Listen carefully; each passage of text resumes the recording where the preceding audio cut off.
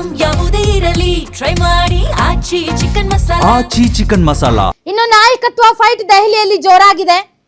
ಬಂಡೆ ದೆಹಲಿಯಿಂದ ವಾಪಸ್ ಆಗ್ತಾ ಇದ್ದಂತೆ ಸಿಎಂ ಟೀಮ್ ಅಲರ್ಟ್ ಆಗಿದೆಯಂತೆ. ಡಿಕೆ ಶಿವಕುಮಾರ್ ಹೈಕಮಾಂಡ್ ನಾಯಕರ ಭೇಟಿ ಬೆನ್ನಲ್ಲೇ ಈಗ ಸಿದ್ದರಾಮಯ್ಯನವರ ಬಣ ದೆಹಲಿಗೆ ದೌಡಾಯಿಸ್ತಾ ಇದೆ ಅಂತೆ. ಇದೇ ಕೆಲಸ ಮಾಡ್ಬಿಡ್ರಿ ನೀವು.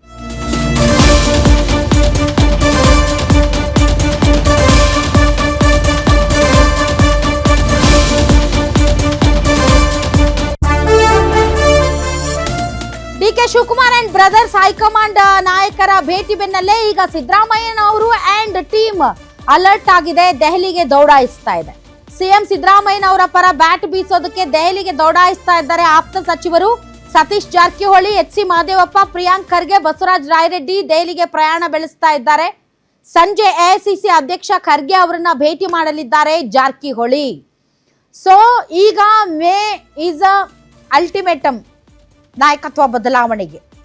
ಅಷ್ಟರೊಳಗೆ ಯಾರ್ಯಾರು ಏನೇನು ಮಾಡಬೇಕೋ ಎಲ್ಲ ರೀತಿಯಾದಂಥ ಕಸರತ್ತನ್ನು ಮಾಡ್ತಾರೆ.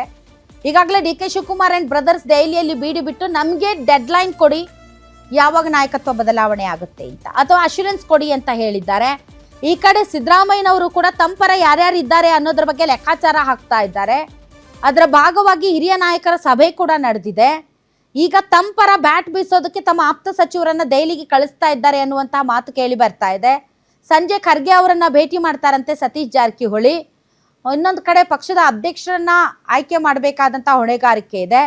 ಇದೆಲ್ಲದರ ಮಧ್ಯೆ ಹೈಕಮಾಂಡ್ ಏನು ತೀರ್ಮಾನ ತೆಗೆದುಕೊಳ್ಳುತ್ತೋ ಗೊತ್ತಿಲ್ಲ. ಬಟ್ ಮೇ 3 ವರ್ಷ ತುಂಬುತ್ತೆ, ನಾಯಕತ್ವ ಬದಲಾವಣೆ ಆಗುತ್ತಾ ಆಗಲ್ವಾ ಐ ಡೋಂಟ್ ನೋ. ಬಟ್ ಸಿದ್ದರಾಮಯ್ಯನವರು ತೆಗೆದುಕೊಳ್ತಾ ಇರುವಂಥ ಕೆಲವೊಂದು ತೀರ್ಮಾನಗಳನ್ನು ನೋಡಿದರೆ ತಾನಿರುವ ಅವಧಿಯಲ್ಲೇ ಮಹತ್ವದ ನಿರ್ಧಾರಗಳನ್ನು ತೆಗೆದು ಮುಗಿಸ್ಕೊಂಡು ಬಿಡಬೇಕು ಅನ್ನೋ ಥರದಲ್ಲಿದೆ.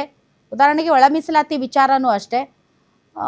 ಇಂತಹ ತುಂಬ ಇಂಪಾರ್ಟೆಂಟ್ ಡಿಸಿಷನ್ಸ್ ಏನು ಮುಂದಿನ ನಾಯಕತ್ವ ಬದಲಾವಣೆ ಆದರೆ ಅದು ನೆನೆಗುದಿಗೆ ಬೀಳುವಂಥ ಸಾಧ್ಯತೆ ಇದೆ ಅನ್ನೋ ಕಾರಣಕ್ಕೆ ಕೆಲವೊಂದು ಇಂಪಾರ್ಟೆಂಟ್ ಡಿಸಿಷನ್ಸನ್ನು ಸಿದ್ದರಾಮಯ್ಯನವರು ತೆಗೆದುಕೊಳ್ತಾ ಇರುವಂಥ ಆ ಥರ ನೋಡಿದರೆ ಆಗಲೇಬೇಕು. ಕೆಲವೊಂದು ನಿರ್ಧಾರಗಳು ಈ ಕ್ಷಣಕ್ಕೆ ಅವು ಖಂಡಿತವಾಗಿಯೂ ಆಗಲೇಬೇಕು.